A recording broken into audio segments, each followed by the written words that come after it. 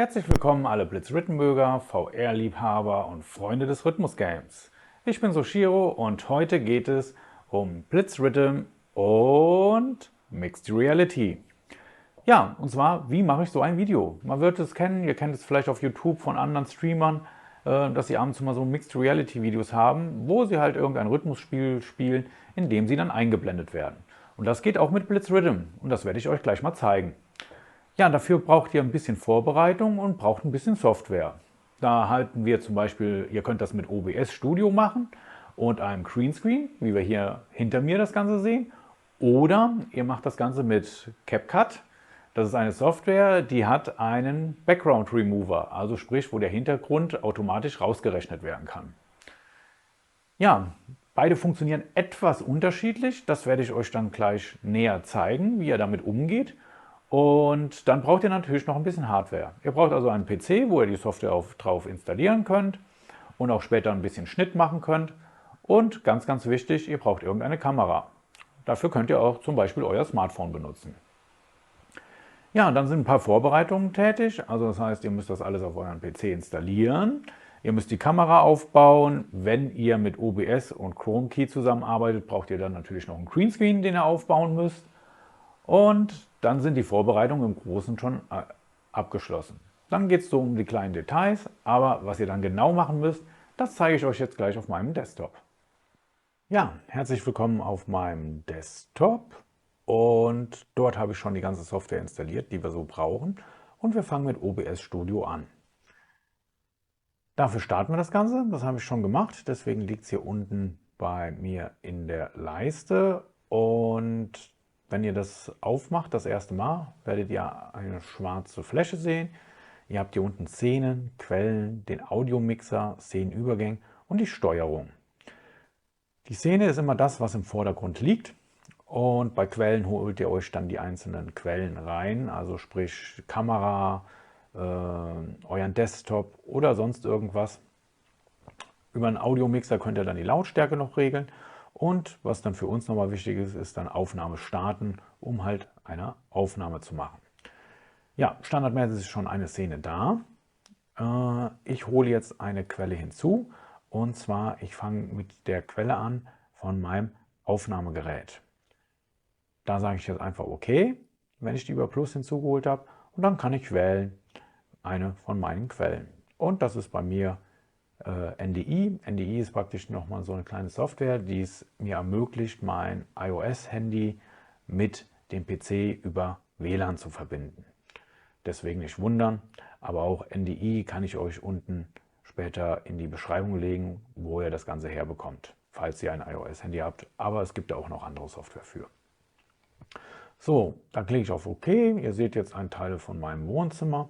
Das ziehe ich jetzt schon mal ein bisschen klein. Das mache ich immer über irgendeine Ecke und dann kann ich das runterziehen. Und jetzt haben wir das Ganze etwas schon mal klein gezogen.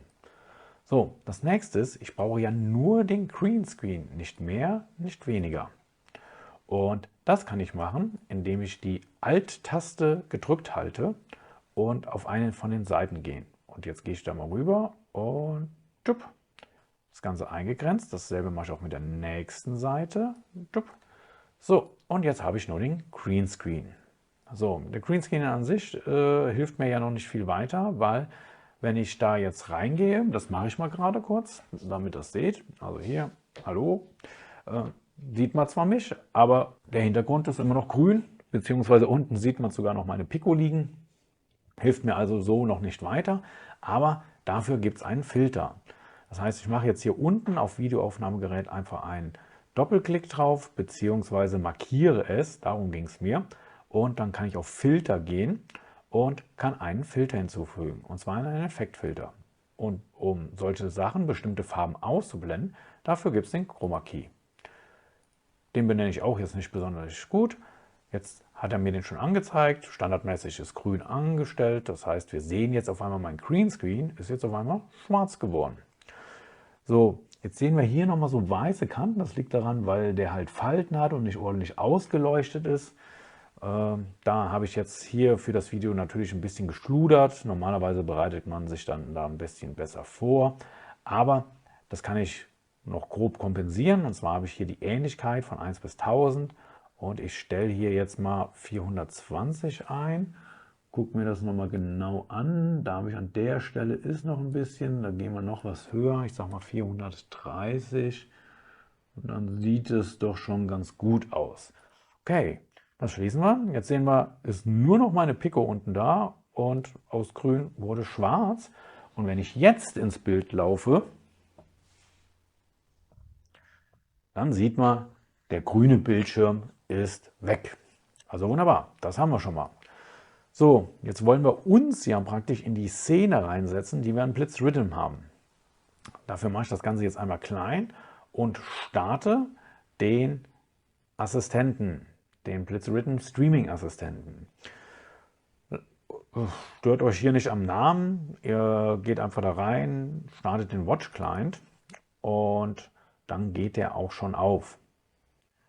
Der begrüßt euch mit ein bisschen Musik, sagt dann noch Welcome, ähnlich wie im Spiel auch. Und auch optisch werdet ihr euch dort wiederfinden. Welcome to Blitz Rhythm. Der möchte sich jetzt gerne mit meinem Headset schon verbinden, also wartet hier in den Einstellungen. Die Einstellungen könnt ihr noch verändern, also ihr könnt das zum Beispiel dann auf Deutsch stellen, das Ganze. Ihr könnt den Bewegungskreis ausschalten, wenn ihr das wollt. Ihr könnt Pufferung einstellen und ansonsten müsst ihr dann das Ganze mit eurer Brille verbinden. So, das mache ich jetzt auch mal, damit ihr das Ganze seht. Und ich werde jetzt das Ganze wieder in die OBS-Software eingehen. Dann könnt ihr mich live dabei beobachten, wie das Ganze funktioniert. So, setze ich die Brille kurz mal auf. Mache sie auch an. Meine Motion Tracker haben sich jetzt verbunden. Ich muss nochmal die virtuelle Grenze bestätigen. Nehmen wir mal einen Controller gerade. So. Und jetzt gehe ich mal gerade auf Lied auswählen. Abbrechen. Und das blende ich euch jetzt gleich ein, weil ich bin jetzt gerade im Offline-Modus. So. Und davon mache ich jetzt praktisch ein Video auf meiner Pico für euch.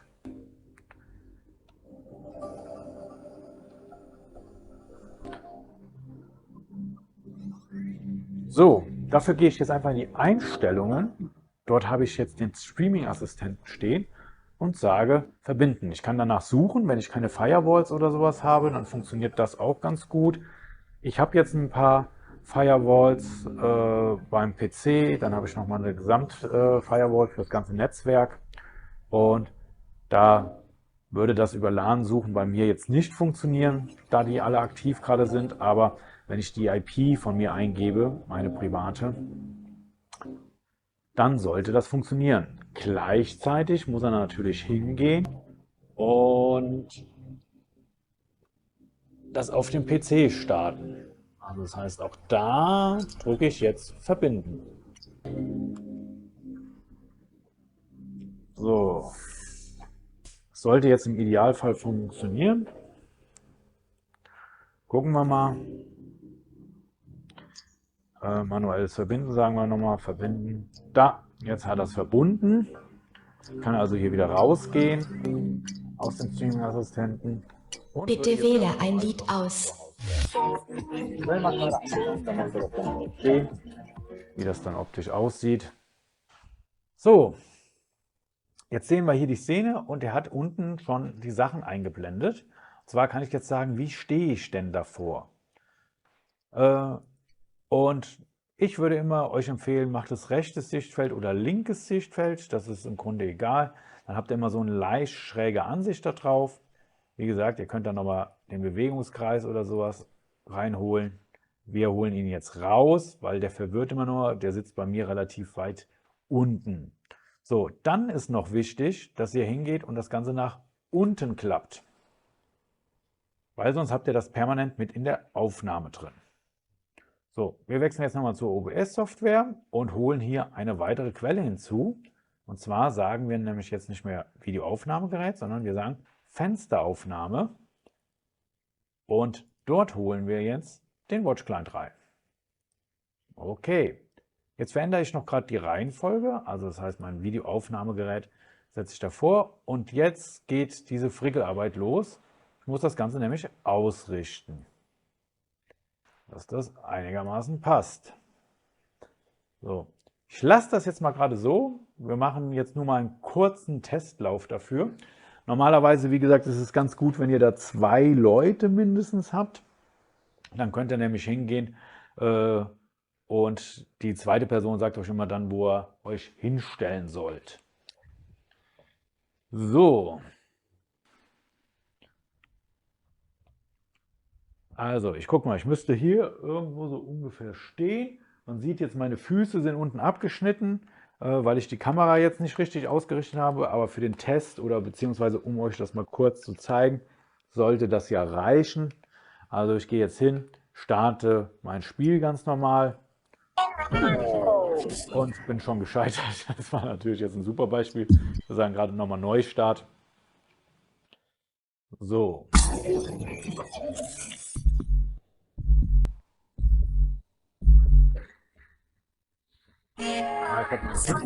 Ja, ich habe jetzt nicht.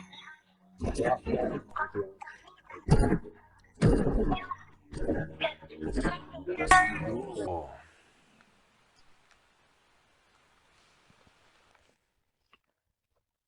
Das sollte schon ausreichen.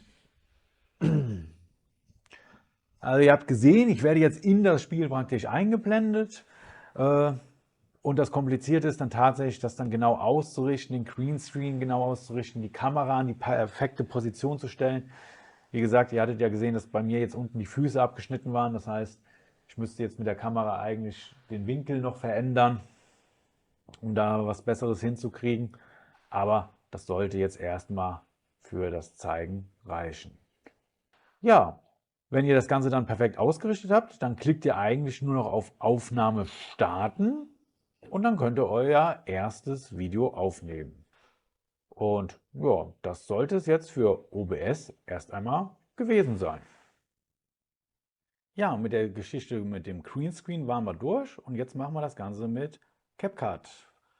Dafür brauchen wir zwar auch nochmal das OBS Studio, aber nur um den Streaming-Assistenten zu filmen. Also, was machen wir? Zum einen holen wir uns wieder OBS, holen die Fensteraufnahme hinein. Die Videoaufnahme, die wir eben hatten, können wir dann rauslassen. Ich habe jetzt einfach gerade mal auf das Auge geklickt, damit ist das unsichtbar. Und bei der Fensteraufnahme wählen wir wieder unseren Streamer-Assistenten von Blitzrhythm. So, dann suchen wir uns irgendein Lied aus, verbinden den Streamer-Assistenten mit der Pico und starten die Aufnahme. Wenn die Aufnahme dann fertig ist, speichern wir das Ganze und dann sind wir erstmal mit OBS fertig. Parallel dazu habt ihr jetzt die ganze Szene mit dem Handy aufgenommen. So, beim Handy ist es so, dass ihr das Ganze dann ruhig auf dem Handy speichern könnt. Danach übertragt ihr die Datei. Das habe ich eben alles mal gemacht und das heißt jetzt unter Videos, ich ändere mal gerade die Ansicht, dass man da ein bisschen was sieht. So, da ist das Video, was ich mit dem Handy gemacht habe, das habe ich mir rübergezogen und das ist die Aufnahme vom Streamer-Assistenten, die ich über OBS gemacht habe. Ich kann da mal kurz reingucken. Da wird jetzt nur die Map aufgezeichnet, das Lied und die einzelnen Noten. So. Passend dazu habe ich mich dann aufgenommen, wie ich da zu das Ganze dann mache. So, also das heißt, ich habe jetzt 2 Videos. Dann starte ich CapCut, sage ein neues Projekt, gehe auf Import, wähle mich aus, wähle die, muss ich gerade mal gucken, welche das war, die da aus und sage beide öffnen. Jetzt habe ich beide drin. Als erstes gehe ich dann hin und hole die 30 Frames, ändere ich erstmal auf 60. So, Save. Wunderbar. Dann nehme ich mich und den Streamingdienst und ziehe das jetzt mal nach hier unten. So, dann komme ich und mich lege ich oben drüber. Da sagt er noch, okay, mein Handy hat mit HDR aufgenommen, das wird nicht unterstützt, nur wenn ich hier jetzt CapCut die Vollversion kaufen würde, aber das interessiert mich jetzt gerade nicht. So, jetzt schneide ich schon mal bei mir ein bisschen was weg hier. Das brauche ich alles nicht. Bis dahin. Und ähnlich ist es beim Stream-Assistenten. Hier schneide ich auch schon mal was weg, indem ich das jetzt hier einfach so rüberziehe. So. Jetzt wollen wir ja den Hintergrund ausblenden. Also, weil momentan sähe das Ganze ja dann so aus. Super, ne? Da kann man auch noch ein bisschen ziehen. So. Und das wollen wir natürlich nicht, dass das so aussieht. Deswegen werde ich jetzt mein Video, sage, dass ich ein Cutout haben will und werde hier unten Auto Cutout. Das dauert jetzt ein bisschen, also der rechnet hier jetzt gleich unten durch und versucht den Hintergrund zu entfernen. Und das macht er auch sehr, sehr gut. Dahinter hängt irgendeine KI, die ihn dabei unterstützt. Man wird vielleicht nachher im Video sehen, ich hatte es schon mal einmal gemacht, dass noch ein bisschen was von meinem Greenscreen zu sehen ist, ab und zu mal an dieser Stelle. Aber für das Testvideo ist das in Ordnung. Um das dann besser hinzukriegen, dafür hätte ich mehr in der Mitte stehen müssen vom Bild und dann hätte das auch funktioniert. So, hier auf der rechten Seite, da kann ich dann noch die Timeline vergrößern. Also das heißt hier unten diese Geschichte, wo ich die Sachen reingelegt habe. Und das hilft mir dann nochmal ein bisschen beim Schneiden, weil ich will eigentlich erst ab der Szene haben, wo ich schon in der Map drin bin. Und ähnlich ist es bei mir. Während er da rechnet, schneide ich auch schon mal was weg. So. Da hebe ich schon mal die Hände, das brauche ich dann noch. Also setze ich mal da das Ganze hin. So, und ziehe das jetzt auch schon mal rüber. So, also mit der Berechnung ist er schon durch. Da sieht man es. Da bleibt ein bisschen was von meinem Greenscreen da. Aber wie gesagt, also wenn man sich passend positioniert, das Licht gut ist, dann geht das eigentlich sehr, sehr gut. So, und jetzt kommt der tatsächlich knifflige Part. Und zwar, ihr müsst eure Bewegungen ausrichten zum Lied. So, und jetzt sieht man, ich hebe schon meinen Fuß, obwohl das Lied noch gar nicht hier losgeht. Und tanze und bewege mich und so weiter und so fort. Aber vom Lied passiert noch gar nichts. So, da war es gerade aber. Da war ich jetzt ein bisschen zu schnell. Aber bis zu der Stelle kann ich schon mal wegmachen.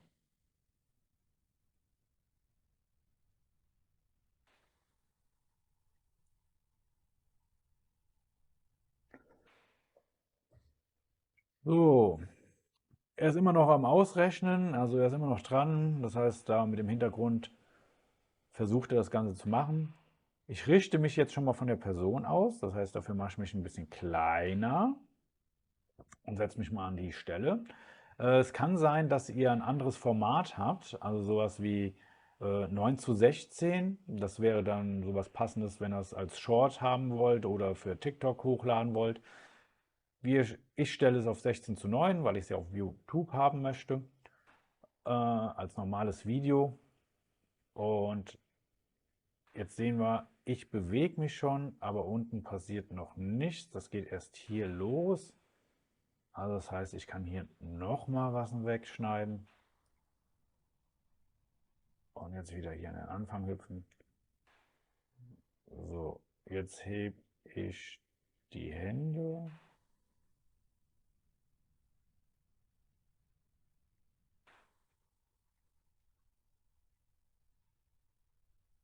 Das heißt, bei mir schneide ich auch noch was weg.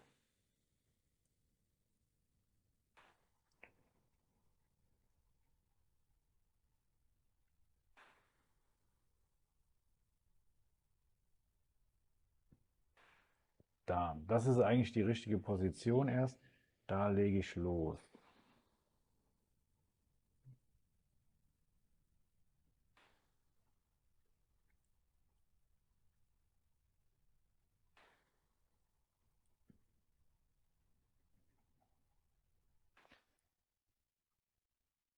Ja, also ihr seht, ich fange jetzt schon gerade an, wieder da mich rein zu versetzen und das Ganze genau ausrichten zu wollen. Aber ich habe das Ganze schon mal vorbereitet, deswegen mache ich das gerade mal einmal zu.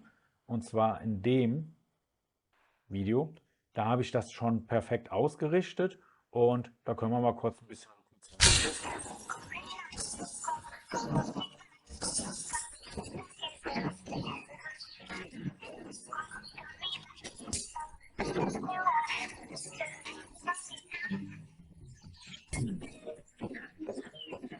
Ja, also das funktioniert ganz gut. Ja, wie gesagt, das ist ein bisschen Fiddelsarbeit, bis man das dann ungefähr hat.